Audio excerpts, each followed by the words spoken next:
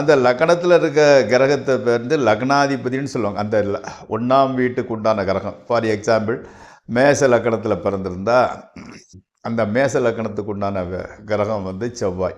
அப்போ செவ்வாயை வந்து லக்னாதிபதினு சொல்லுவாங்க. இப்படி ஒன்று ஒன்றா பார்த்துக்கிட்டு போகணும். இந்த லக்னாதிபதிங்கிறவங்க வந்து பாவ கிரகங்களோட சேர்ந்திருந்தார். அதாவது சூரியன், செவ்வாய், சனி, ராகு, கேது இந்த 5ஐயும் வந்து பாவ கிரகங்கள்னு சொல்லுவாங்க.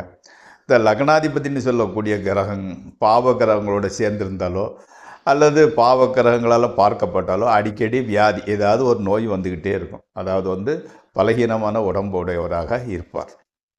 அதே மாதிரி லக்னாதிபதி 6, 7, 8, 12 கூடியவர்களோட சேர்ந்திருந்தால் அப்போ வந்து பெர்மனண்டாக ஒரு வியாதி இருந்துக்கிட்டே இருக்கும்.